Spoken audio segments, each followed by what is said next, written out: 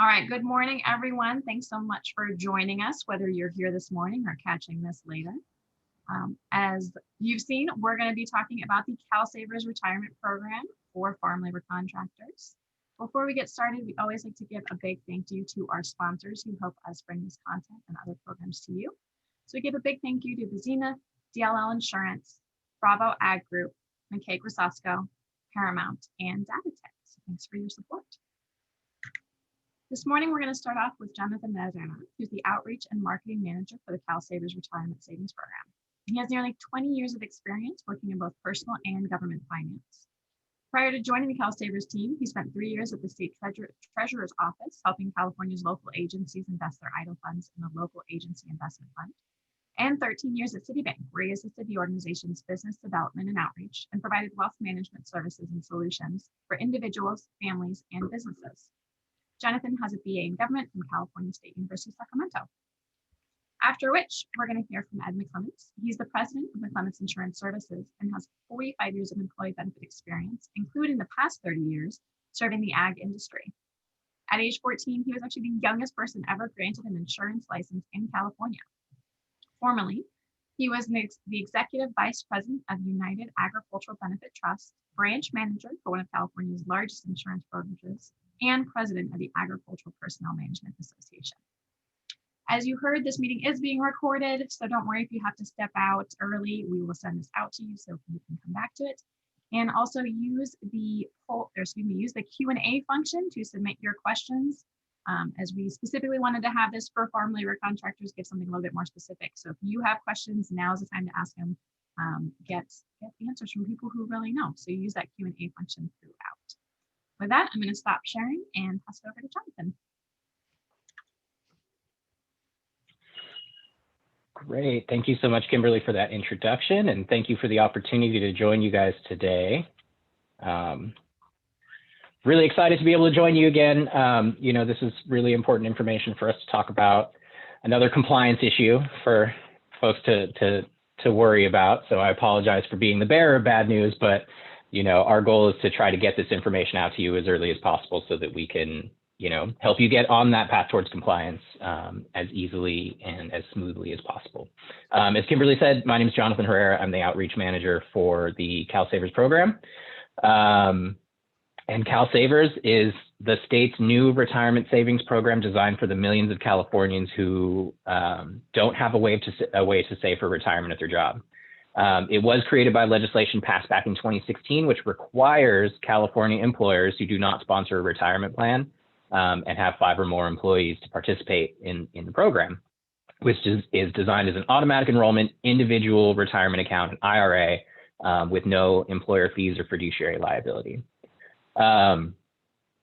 And let me also acknowledge, the situation that we're all in right now. We know that businesses have been facing unprecedented challenges right now. So we want employers to know that we are here to help by offering extra support and flexibility.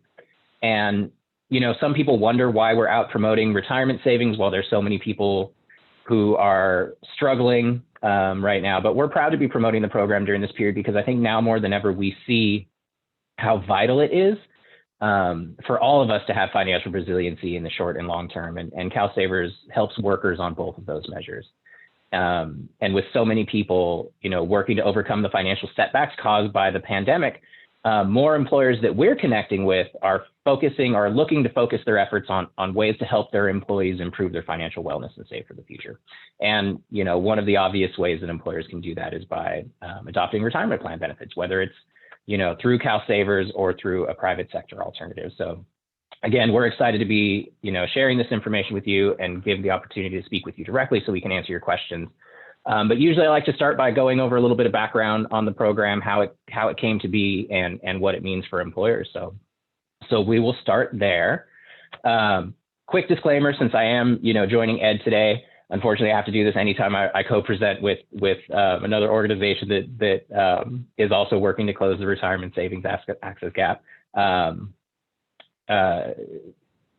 the stage with Ed is not an endorsement of him or his products. We haven't vetted the information or his program, but we are still nonetheless very excited to be able to join him today. so that we could talk about both sides of this issue, both from the public side and the private sector solutions at the same time. So what is CalSavers? Well, let's start by looking at the situation that exists that the state was trying to address when they created this program. And what it comes down to is nearly half of Californians are projected to retire into economic hardship if they can retire at all. And we think that a key driver of that fact is that there's 7.5 million Californians who are going to work every day, playing by the rules, but lack access to a workplace-based retirement program. And that's important because workers are 15 times more likely to be saving and be on a path towards retirement security if they have access to a payroll deduction savings plan at work, just a simple way to save automatically from your paycheck. That actually goes up to 20 times more likely if the program features automatic enrollment, which is something that we're proud to say CalSavers does. In the agriculture industry in particular, we've identified more than 6,800 employers who are subject to this mandate, close to 340,000 employees. So potentially huge impact for the state, for employers in the industry, and for employees in the industry. And for farm labor contractors and crew leaders in particular, more than 950 firms with almost 120,000 employees. So again, very important information for you all to be aware of. So knowing that the best way to get folks saving and on a path towards retirement security is through the workplace. Back in 2016, I mentioned the legislature passed a bill with Senate Bill 1234, which authorized the creation of the CalSavers program, but most importantly, it did also create a new mandate for California employers. Mentioned it briefly before, but what it comes down to is any business in the state that has at least 5 employees, if that business is not offering an employer-sponsored retirement plan, they're going to need to register for CalSavers. So what that means in real life is any employer who is already offering a qualified plan, like a 401k, a simple IRA, we have a list on our website of the different programs that an employer can use instead of CalSavers. But if you have one of those, you're exempt from the mandate, or if you go out and start one before your required registration deadline, you're exempt from the mandate. For everyone else, we've created CalSavers to be a really simple plug and play solution for employers to be able to check this compliance box without the traditional out-of-pocket expenses or much of the administrative responsibilities of a traditional private sector retirement program. When we're looking at your eligibility as an employer, we're looking at the number of California W-2'd employees that you report to EDD in a calendar year. So every quarter you file that DE-9C with EDD. We're looking at each of those 4 quarters that you file during a calendar year, averaging out that total, and that's how we decide how many employees you have for the particular calendar year.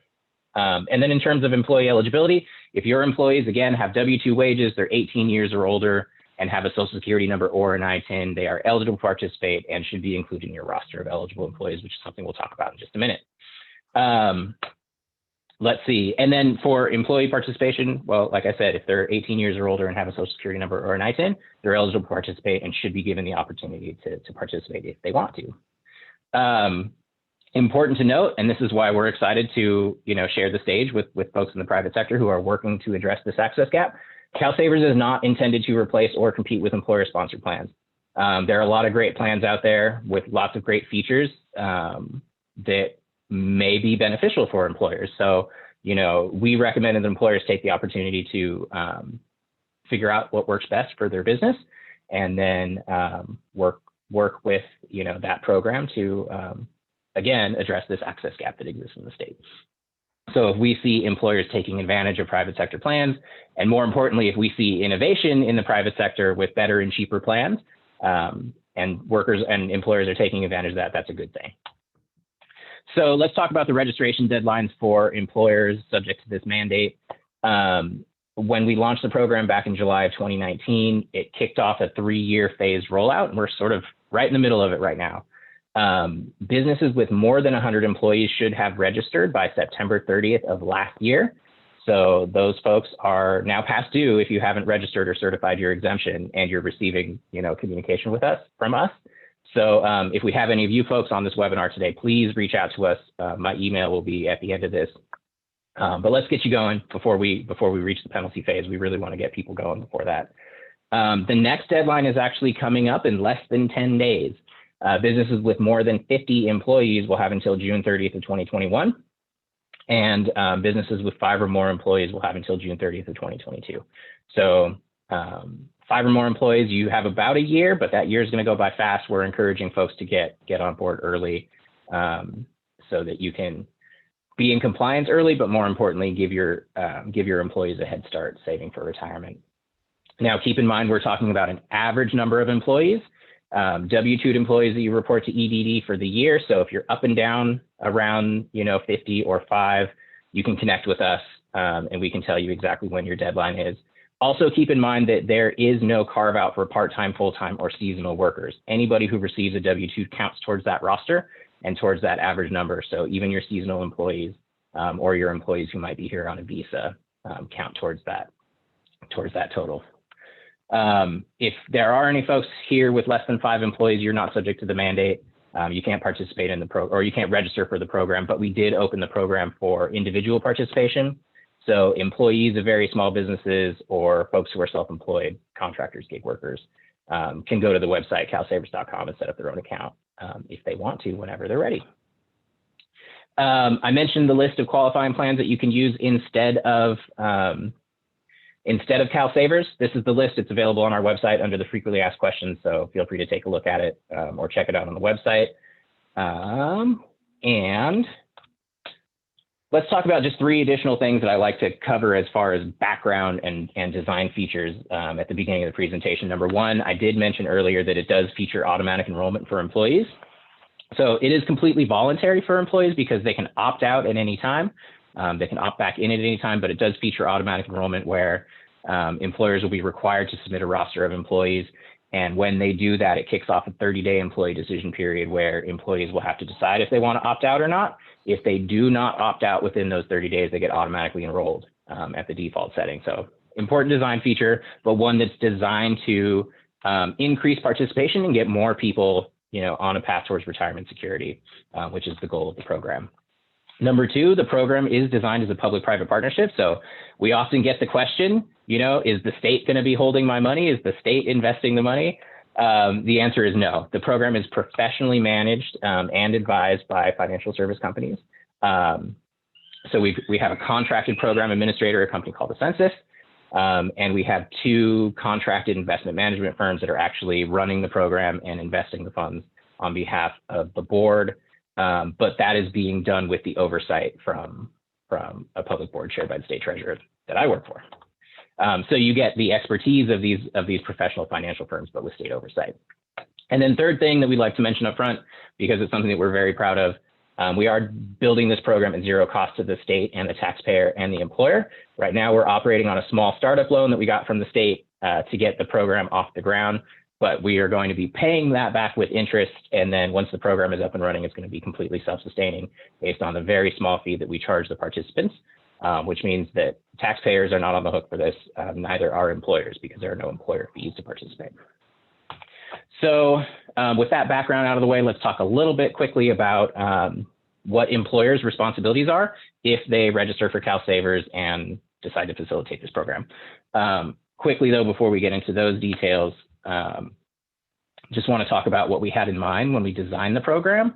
One of the first things we did when the legislation passed was pull together a group of stakeholders, industry associations, including agriculture lobbyists, and small businesses. And what we wanted to know from employer representatives in particular is what is it about the programs on the private market that make it difficult traditionally for employers to offer retirement benefits to their employees. And over again, we heard these same 3 hurdles. It's the administrative burden, it's the fees, and it's the liability that employers take on when they sponsor a retirement program. So we designed CalSavers to address all 3 of those things. We've tried to make it as easy as possible to facilitate. Hopefully you'll see some evidence of that when we go over the high-level details of it. I've mentioned this before. I'm going to keep mentioning it. There are no fees for employers to participate in this program. The only cost for employers is going to be a little bit of administrative responsibility that will be built into your payroll. And then employers are not fiduciaries of this program.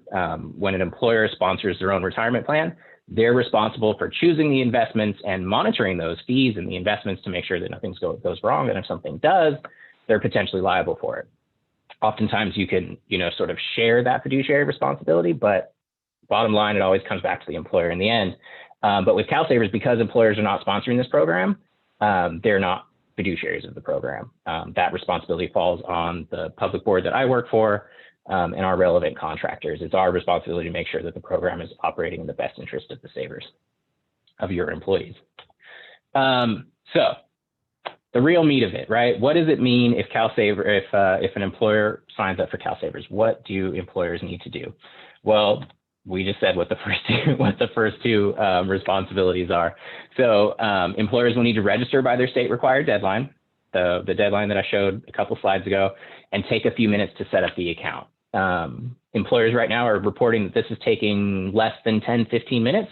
It's just a matter of going online, setting up a username and password, setting up your security questions, and telling us a little bit about how you run your payroll. After that, I've mentioned this already, but employers are required to submit a roster of their eligible employees. So this includes all of your California W-2 employees who are 18 years or older and have a Social Security number and ITIN. Again, doesn't matter if they're part-time, full-time, or seasonal. If they're currently collecting a paycheck from you, they should be included in your roster.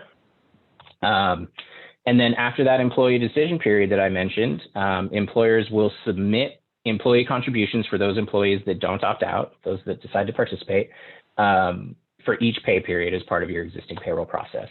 And now that we've been running the program for a few years, we've worked with employers with all types of payroll arrangements, employers with high turnover, employers with weekly payrolls, and by and large, we've seen that the CalSavers process fits really seamlessly with an employer's existing payroll process. And those last two check marks are really the only ongoing responsibility for employers. Employers will need to maintain that roster of employees. So as employees leave, you can mark them as inactive. As you hire new employees, you'll want to add them to your roster within 30 days of them joining your team. And then you'll continue to submit employee contributions again as part of your existing payroll process. A few things employers will not experience. Again, employers won't have any program fees, have any fiduciary responsibility, and employers are not allowed to make an employer contribution. So this is important for employers who are trying to keep their costs low. Employers are not required to contribute any money to the employees' paychecks. In fact, the only money that's allowed into employees' IRAs is their own payroll contributions or any contributions that they make on their own outside of the payroll. And then a few things employers are not allowed to do. Employers shouldn't be encouraging or discouraging participation in the program. I see the employer's role as purely, fact-based, educational. We're a CalSavers participating employer.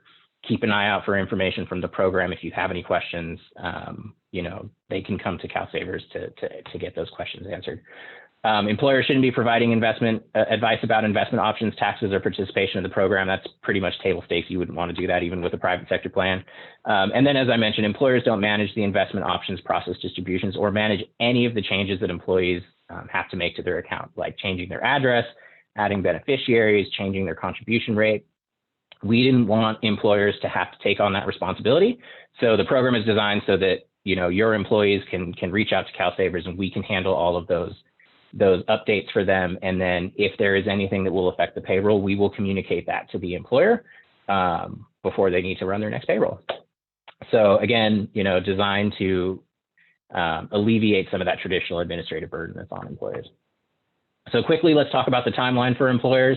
By now, any business that we've identified as eligible should have received an access code from us. In one of the many invitations that we've sent to you. Each one of those should include an access code. Once you have that access code, you can register at any time or before your state required deadline.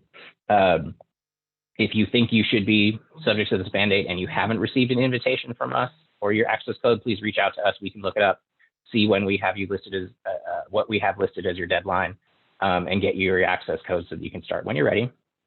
But once you register for the program, let's see, you just need two pieces of information. This slide's out of date. You just need your federal EIN and your CalSavers access code to register. But once you register, you'll have 30 days to set up your account and upload your employee roster. So this is important for any of you who might be in that last bucket, have less than 50 employees. We're encouraging folks to register early so that they can get up and running. But know that if you do register, that starts the clock. Once you register, you have 30 days to upload your employee roster. And then 30 days from then, you'll end up starting your payroll contribution. So you'll upload the roster. That kicks off that 30-day employee decision period that we talked about. I'll talk about that in a little bit more detail in just a second.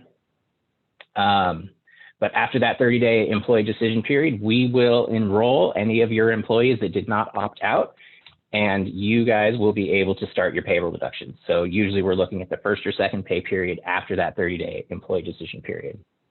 But at that point, you'll be able to log into the CalSavers employer portal. You'll be able to check everybody's status, who's participating, who's not, and be able to take that information and set it up in your payroll for the deduction. And that's it. That's all employers need to do. Quickly, before I hand it over to Ed, let's talk a little bit about what it means for your employees, for the savers in the program. For savers, our goal was to create a program that was simple, portable, and low fee. So with the simplicity, it's all built around an automatic payroll deduction IRA with simple options. So folks will get automatically enrolled if they don't do anything. So again, we're removing all of those hurdles that traditionally prevent people from saving for retirement.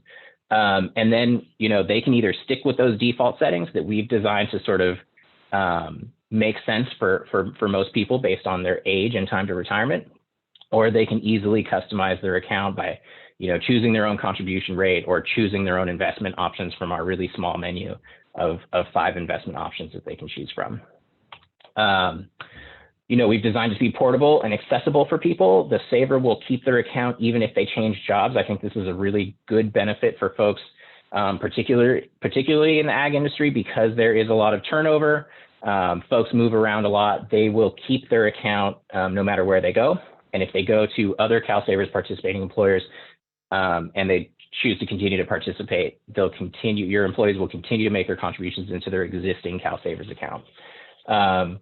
And then we've also designed it as a Roth IRA as a default, which allows employees to withdraw contributions from the account without paying taxes or penalties on it. So good options there for portability and accessibility for your employees. And then I mentioned already that the savers do pay a very small fee to cover the program administration and investment costs, because we didn't want the employers to be burdened by any of those costs. So right now, depending on the investment options that your employee chooses, they'll pay anywhere between 0.83% and 0.95% per year. So what that means is 83 cents to 95 cents for every $100 in their account per year. And then in the contract that we have with the program administrator, the fee that they get, their portion of that fee goes down automatically as the program grows. So as the program grows and reaches scale, our fees are automatically going to go down and will become even cheaper over time. Jonathan? Yes, ma'am. Sorry, we actually had a question I thought was relevant for your last slide. Debbie asked, what is the advantage to people who are 62 and older? The advantage to folks who are 62 and older? The advantage is, I think, with this program, because it's designed as a Roth IRA, there is no maximum age limit. So if folks are still working and still trying to, accumulate some savings for themselves, they can still participate. Any program that's designed as with traditional contributions that are pre-tax, those typically have age limits. Folks can't participate anymore after they reach 59 and a half. So I'd say that's the key benefit for folks in that demographic. Okay, thanks. Thanks for the question. That was timely. All right, so I wanted to take one last peek at that timeline, but this time from the savers perspective. Remember, your employees' participation all starts with you as the employer uploading that roster of eligible employees.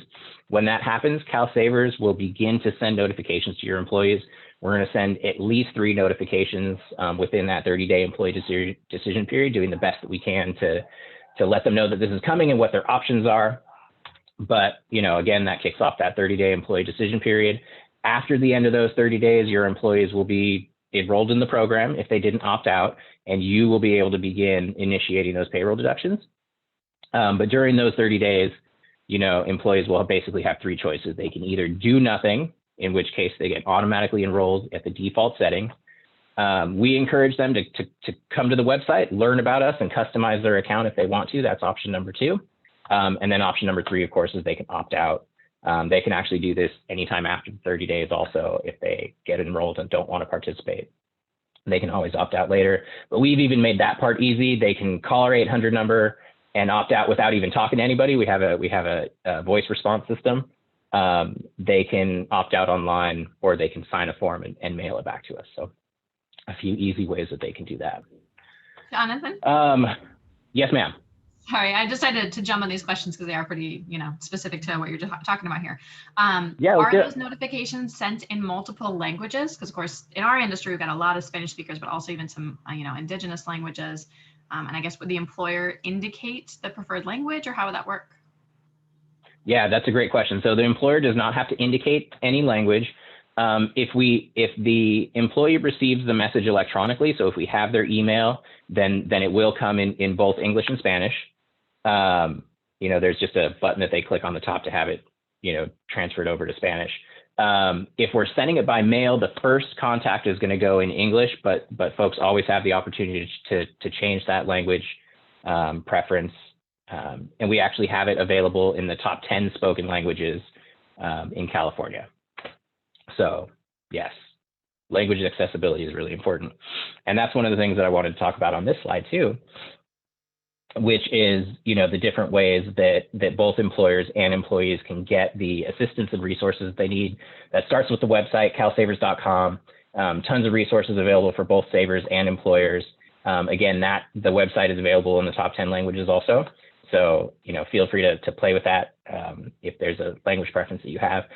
But sometimes you don't want to interact with the website. Sometimes you want to be able to pick up the phone and talk to a real person. So we have dedicated customer service lines for employers and employees, open 8 a.m. to 8 p.m. Monday through Friday. We have bilingual assistance available pretty much at any time for English and Spanish. And then we also have access to a language line. So for most languages under the sun, you can call us up and we can get a translator on to help us out. And then we also offer one-on-one support in a couple of different ways. We have a dedicated onboarding team whose job it is to reach out to employers to help them after they register to get the account set up. But we also have in-state representatives. I have a field team of 7 folks based throughout the state whose job it is to provide local assistance. We're very excited to be able to get back in the field and go back and visit employers again. But they can assist employers with account setup and registration. They even do educational programs for employees to understand what the program's all about. And that too is multilingual. We've got folks who can do presentations in English, Spanish, and Chinese. So feel free to take advantage of that too.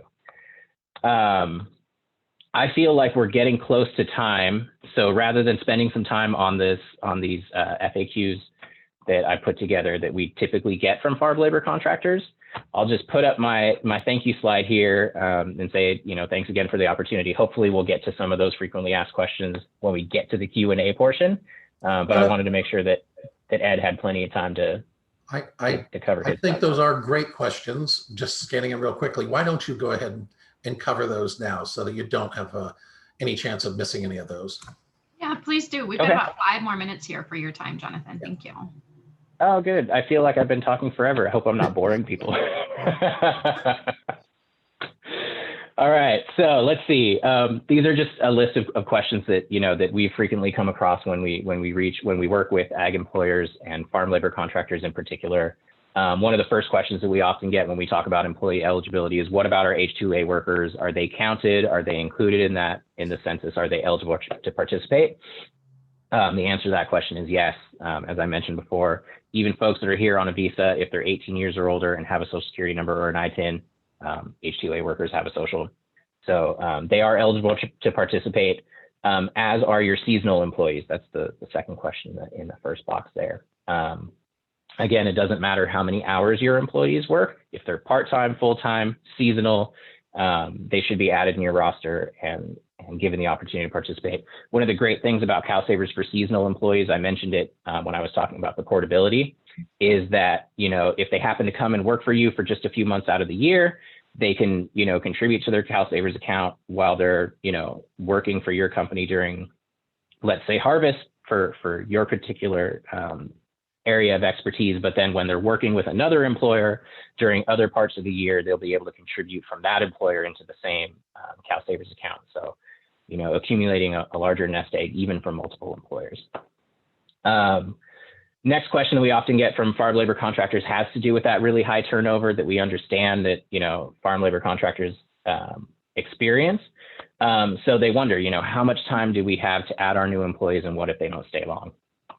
As I mentioned earlier, employers have 30 days from the date of hire to add their employees into the system. So if you do tend to have a lot of employees who come on, work for a day, and then disappear, you do have some flexibility there. So we've been working with farm labor contractors to sort of establish a system that works for them.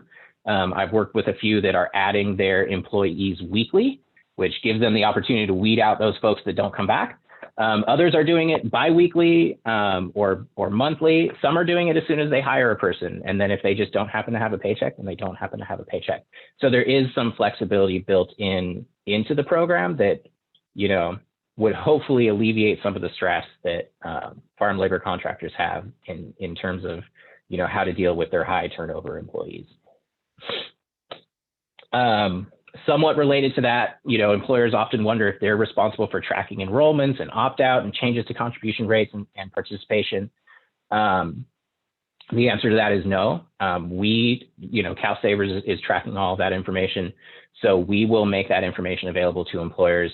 You just have to log into the CalSavers employer portal, and you'll be able to see in real time which employees are participating, which ones aren't, and what their contributions rates are. So what we recommend is that you just take a quick peek at the CalSavers employer portal before you run your payroll. Chances are there won't be any changes from your previous payroll, but if there are, we'll color code those for you so you can easily translate that information into your payroll system and get that updated in time to run your payroll. Another concern that we hear a lot from farm labor contractors is that they've heard through the grapevine that employers are not allowed to talk about this with their employees. They're concerned about, what am I allowed to say and what am I not allowed to say to my employees? And I just say, just remember that you shouldn't be in the position of encouraging or discouraging participation in the program. So you don't want to be out there saying, hey, this is a great idea, everybody should take advantage of this. And on the opposite side, you don't want to be out there saying, hey, this is crazy. Don't, when you get that information from CalSavers, make sure you opt out.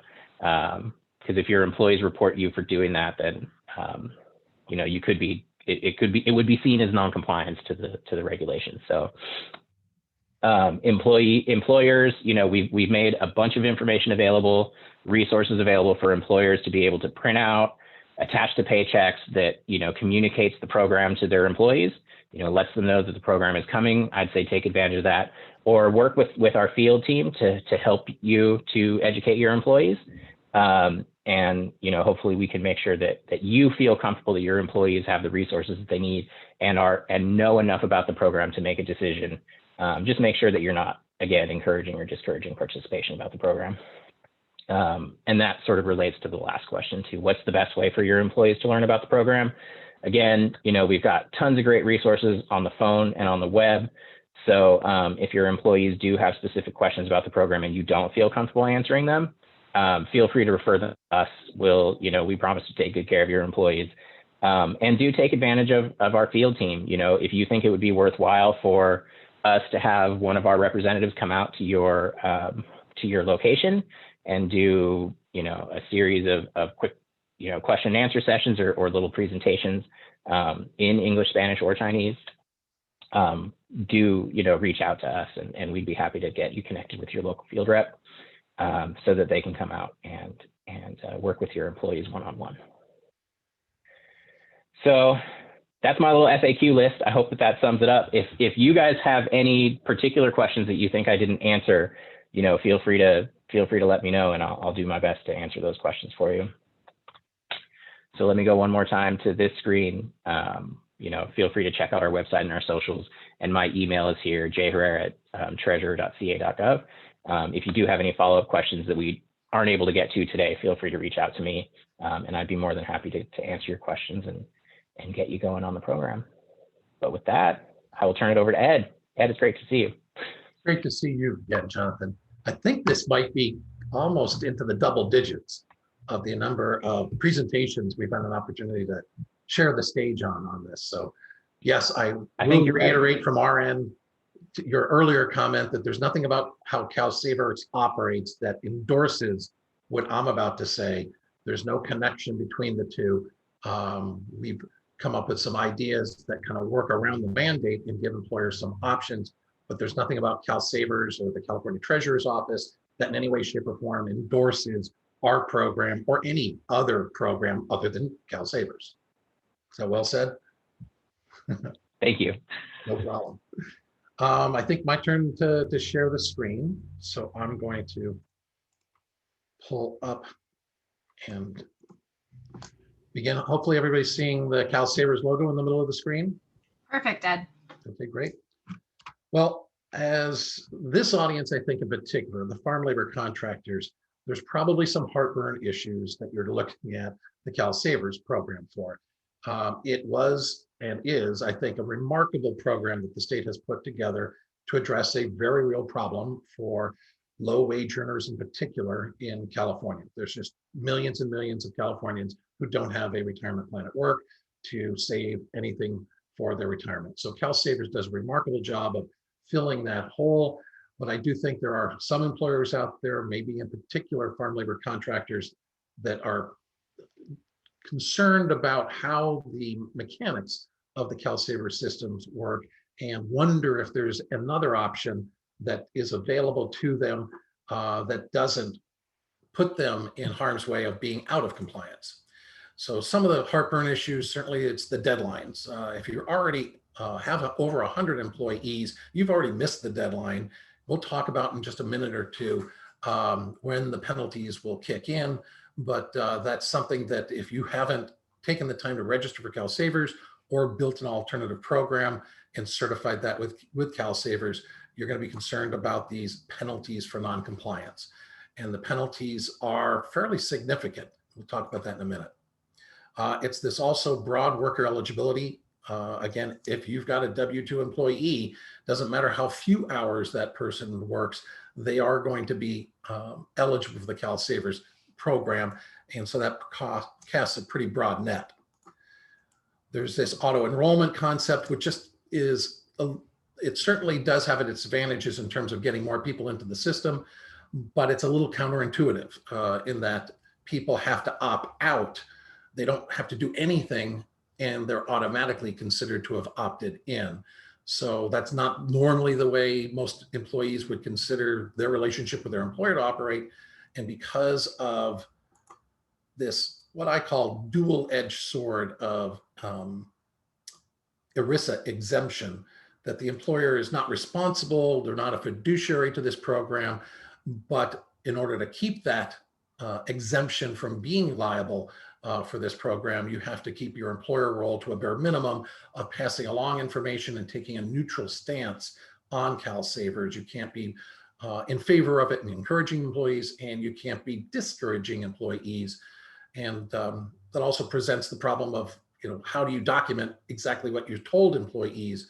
Certainly if you have something clear in writing about it, that's one thing. But if an employee alleges that you told them that this was something they needed to do, they may conflate your words with a position that you were being told this was something that they had to do in terms of a encouragement or an endorsement. So it does present some, I think down the road, some concerns about how employers may face some concerns about how this was presented to their employees. There's also one of the things that Jonathan really didn't get a chance to get much into, and maybe we can talk about it in our Q&A section, because under CalSavers, each person's going to be opening up an IRA. There are normal banking rules that apply. In other words, what the industry calls know your customer. There has to be a valid Social Security number or taxpayer ID number, which means if there isn't a valid taxpayer ID number or Social Security number, you will be told that this employee is not eligible to set up a program. So you're going to have people on your payroll in the farm labor contractor world that are automatically enrolled and then turn out to not be eligible to be enrolled.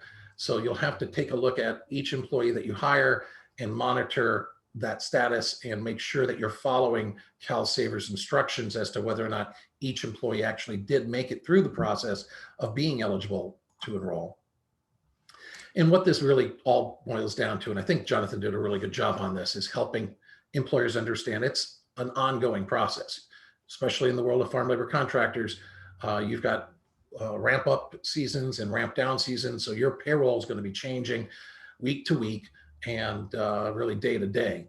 So keeping up to date on what information has moved from your employees' hands to CalSavers and then from CalSavers into their website before you run payroll is really probably the biggest issue that we see with our clients in terms of their concerns for how CalSavers operates.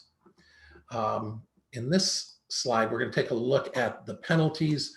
The penalties, you'll be getting plenty of notice. If you are not complying with CalSavers, if you haven't certified that you have an alternative program or have joined CalSavers, you will be getting a series of notifications. Those notifications are ongoing, going out, and I think there's a series of 3 kind of final notifications that will be going out in the months of July, August, and September. And what we're hearing from the board meetings at the CalSavers at the Treasurer's Office is that the actual penalty stage, when your employers will actually be seeing penalty letters, and those penalties, by the way, will be handled by the IRS of California, the Franchise Tax Board. Those penalties are supposed to start going out in December. Now, this will be for just the groups that are in the first wave. In other words, the deadline for the 100 or more employees was September of last year. So this is over a year's patience, if you will, from CalSavers before instituting any penalties. But those penalties are coming. From everything we're hearing from the board, there's no intention of not forcing employers that are in that first wave to start dealing with this. Now, if you get a penalty letter, it's not the end of the world. They are still very much in a mode of trying to work with employers. I think I can't speak to any specifics of how that will be worked out, but their goal is to get compliance. Their goal is not to fine California employers. But those penalty letters will be coming to those employers who do not have any indication that they do want to fall into compliance. This was received from the last board meeting. In fact, coming up the end of this afternoon will be another board meeting, and these board meetings are public. So if you really have some interest in how CalSavers works, you can log into the public Zoom meeting for those board meetings and attend them yourself as a member of the public. But the last board meeting was on April 30th of this year. And during that time, it was revealed through the board materials that in wave 1 for employers with 100 or more, there was a total of 8,400 employers, 84 in terms of total eligible employers that have been identified by the Treasurer's Office. Of those, a little over 6,000 had responded either with joining CalSavers or with coming up with an exempted program. So that leaves a couple thousand employers out there. So if you're one of those employers that have over 100 employees, you are being tracked by the state treasurer's office and the CalSavers program. You do need to do something. You really don't want to be getting one of those letters at the end of this year from the Franchise Tax Board with significant penalties. Now, again, this program was designed for workers who might not have a retirement program at work, and there's a lot of industries out there that I think fall into that category. As we can see, almost 9,000 businesses have 100 or more, and for 200,000 total businesses are identified by the state of California as being ultimately eligible for this program because they don't already have some kind of retirement program. But for those employers that are looking at the CalSavers and working with their contracted relationship with a census, it's this information flow that I think gets most employers concerned, because in a lot of these industries, we're typically working with weekly payrolls. So there's already a tremendous amount of work keeping track of the hours and how much is owed to each employee, and adding another element to that workflow is a concern, a valid concern. So new employees that are hired, you have to notify CalSavers. CalSavers contacts the employee. The employee decides whether or not they want to opt out or change the percentage of participation. And the CalSavers will put that into their system, and the employer will be required, before they run payroll, to double check that information so that the employer can include those changes in that next weekly payroll. And don't forget, not only is this happening the first time somebody gets hired, but employees can change those amounts or opt out or opt back in at any point in time. So this is an ongoing process for your payroll department to be involved with. But because of the need to keep employers safe from the fiduciary responsibilities that come with federal law, ERISA, when it comes to retirement plans, employers can't be involved really with the onboarding or offboarding of this process. So the employer, most importantly, cannot be the entity that accepts the waiver form. That waiver form needs to be handled by CalSavers and put into their system. And then you, the employer, get that information from CalSavers. The employee cannot communicate directly with the employer in terms of opting out of the program. As we talked about a few minutes ago, employees whose Social Security numbers or taxpayer ID numbers are not valid will also be considered ineligible and will also need to be identified as such by CalSavers and back to your payroll system. So that will be something that at the moment we understand that the California government has no intentions of sharing this with federal government immigration issues, but that's under current government rules. And with the legal people that I've talked to, our concern isn't so much what's happening today. It might be what's happening 5 or 10 years from now in a future administration once this information is available to the government with a higher level of scrutiny because of how the people with ineligible Social Security numbers or taxpayer ID numbers are not eligible for the CalSavers program. Also, employees that just are lazy or not attentive to what's going on, have not opted out of the program and find themselves having deductions taken because, again, it's an automatic enrollment system. If they don't actively opt out, they're going to have deductions taken from their paycheck. And once that happens, money isn't in the employer's hands anymore. It's required to be sent to the state to populate and to fund those contributions to the CalSavers program. In other words, the employer has no ability to cut a check to an employee who's irate about money being taken out of his paycheck. Once it's been deducted from the paycheck, is bound to be sent to CalSavers, and the employee has to independently contact CalSavers, process an opt-out form, and process a liquidation form to get any money that has been deducted from their paycheck. So again, the employers that are facing weekly payrolls are already burdened with especially in agriculture, where everything's done on an hourly or maybe a piece rate. There's already huge amounts of regulations on farm labor contractors in terms of making sure paychecks go out on time and are accurate, et cetera. Now what we're looking at is adding a wave of incorporating an interface with CalSavers systems before you can accurately run your paychecks. And for some people in the HR department, it's just another experience of frustration of having more and more regulations. So a lot of clients that I work with, because I work almost exclusively with agricultural businesses up and down the state, we're wanting to know, is there a simpler way that you could deal with some of this? How do you comply with the program and give employees access to a payroll deduction retirement program? How do you avoid any employer funding of employee contributions? How do you avoid the high cost of plan documentation, administration, and audits, all the things that come with normal retirement plans? But how do you also keep the employer in charge of making sure that when the employee wants to deduct something, it can be handled by the payroll department directly, or if they want to opt out, that the employer and employee can have a direct one-on-one communication. So maintaining the employer's avoidance of those ERISA fiduciary responsibilities and the reporting requirements is also important, because it is a lot of burden to add a traditional retirement plan. So what we've come up with is something we call Easy Savings for You. Now, what makes Easy Savings for You different is that it gives the employer a path for creating one of these payroll deduction IRAs with automatic enrollment. It's a model very similar to what CalSavers has built.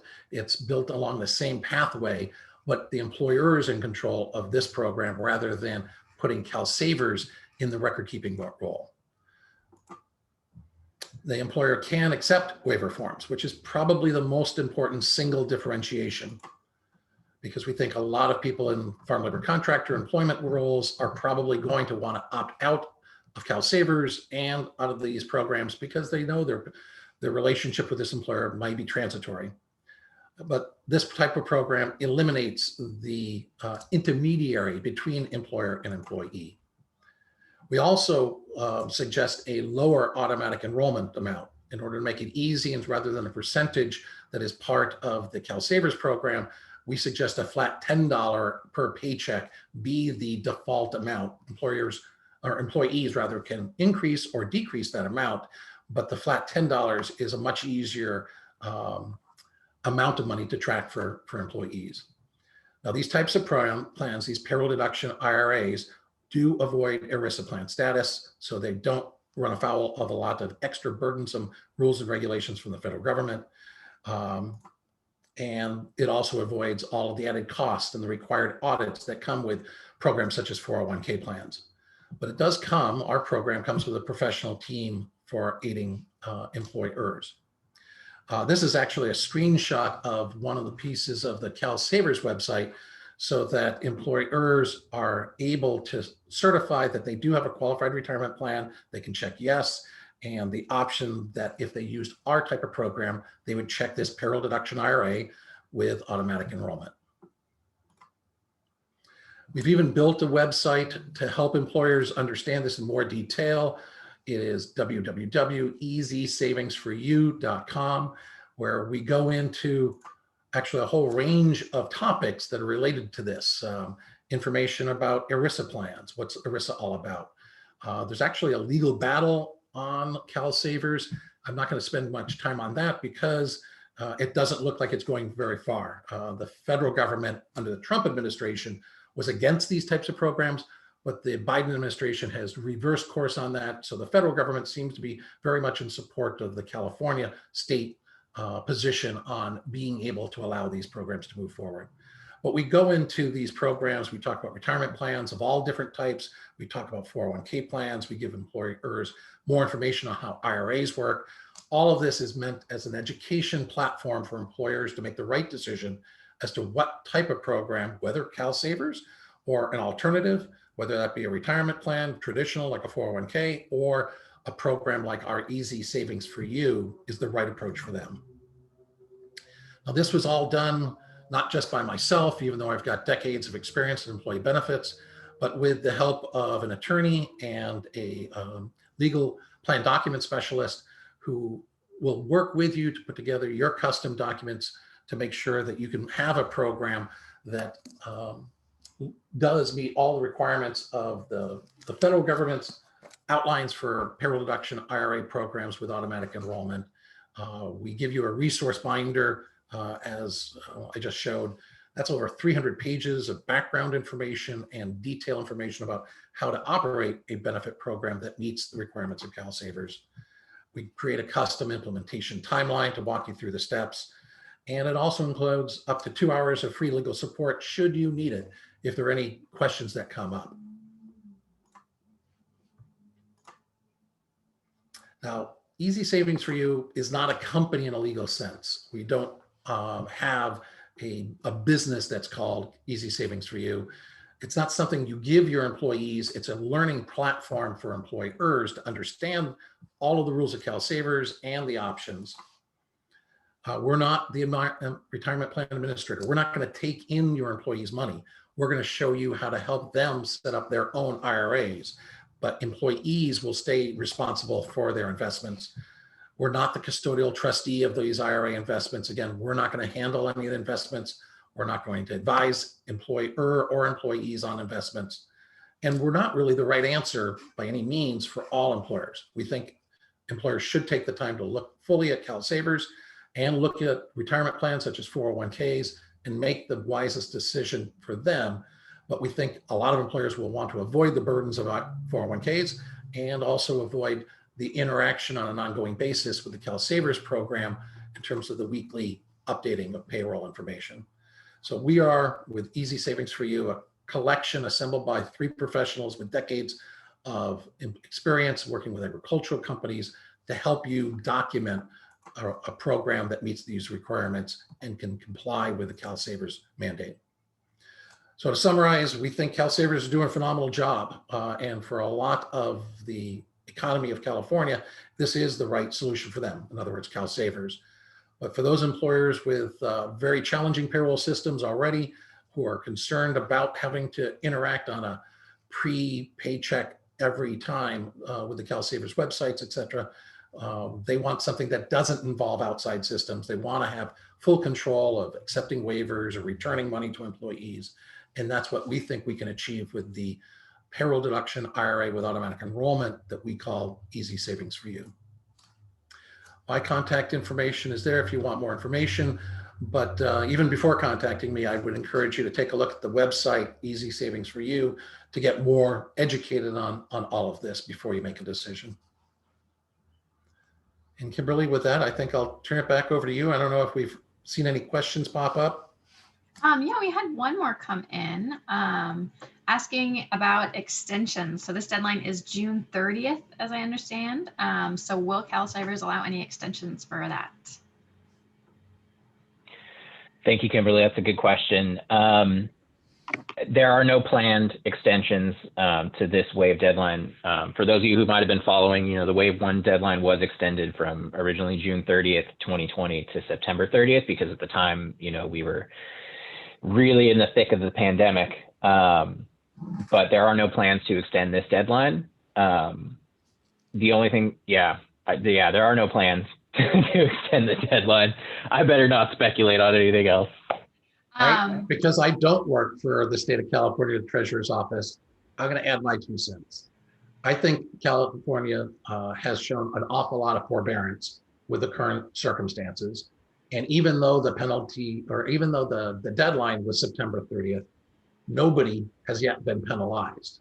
And from what we're hearing, those penalty letters won't even go out in the next couple of months. It'll be really at the end of this year in December before any employer is actually put in the crosshairs of a penalty being owed. That doesn't mean that there's an extension. It just means that California is not leaning hard into forcing penalties down employers' throats. They want compliance. That's what this seminar is all about, helping employers get educated, make the right decisions.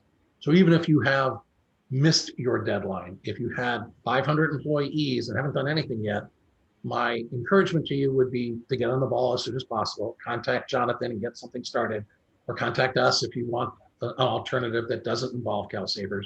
But we can show you a path to be in compliance way before they get to the point of sending letters out in December.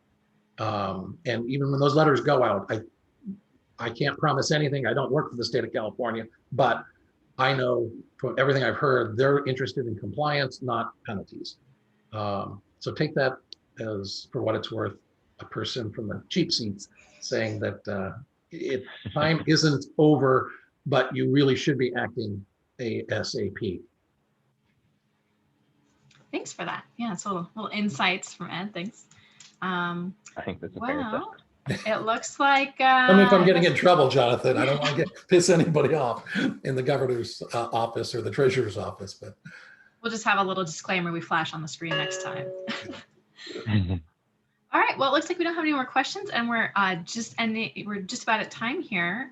So I think that'll be it. So thank you both so much. I know I've sat through this before, but I still learned things again. So very much appreciate you guys sharing the information, and hopefully we will all be in compliance well within the deadlines. That's right. Sounds great. Thank you very much for having us. Thank you so much. Thank you, everyone. We will catch you next time. See you later. Bye-bye. Bye.